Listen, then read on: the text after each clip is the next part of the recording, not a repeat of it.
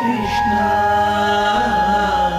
ஆபத் பாந்தவ கண்ணனே கிருஷ்ணா கிருஷ்ணா அருளை அள்ளித் தருபவனே கிருஷ்ணா கிருஷ்ணா கிருஷ்ணா கிருஷ்ணா எங்கள் கிருஷ்ணா கிருஷ்ணா.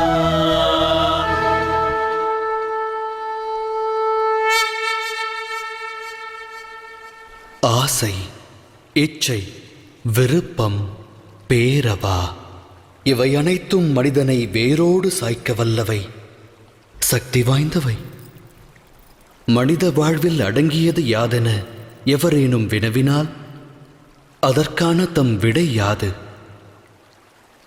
சற்றே சிந்தியுங்கள்.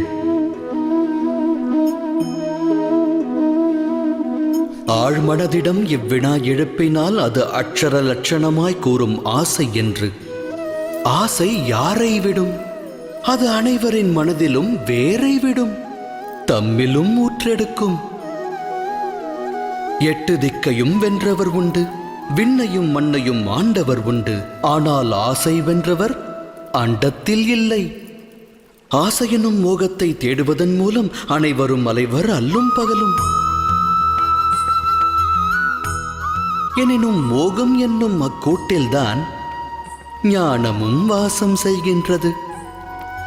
அது எவ்வாறு? துளிர்விடும் மானிட ஆசைகளுக்கு பக்குவம் அளிக்க ஞானம் என்னும் ஒளிக்கீற்றானது மானிடனது இதயத்திற்குள் பிரவேசிக்கின்றது. இது மானிட ஆசைகளை எடுத்துரைக்கும் கதையல்ல. இச்சை கொண்ட மனதால் ஒருவர் வாழ்வில் உயர்வு தாழ்வு அடைந்த கதையும் அல்ல. இக்கதையானது இச்சை என்னும் கர்ப்பத்திலிருந்து உதித்தெழுந்த ஞானக் கதை. எனது நாமம் வாசுதேவ கிருஷ்ணன். நான் செல்லவிருக்கும் யாத்திரைக்கு தம்மையும் அழைக்கிறேன். இந்த யாத்திரையில் வாழ்வின் மர்மத்தையும் மனித தர்மத்தையும் அறிவீர்கள். சேற்றுநிலை உதித்தாலும் செந்தாமரையாகும் கர்மம் அறிவீர்கள். இந்த யாத்திரையின் பெயர் மகாபாரதம்.